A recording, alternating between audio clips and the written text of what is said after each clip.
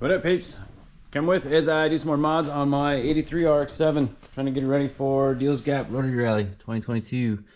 I just put in a pretty hefty heat shield yesterday, and now I'm going to add some 4-inch ducting, kind of coming up and around the side of my radiator. So I'm going to pull off the core support and everything and get some more airflow in here, because this thing's getting hot. Now it's making some power. So stick around.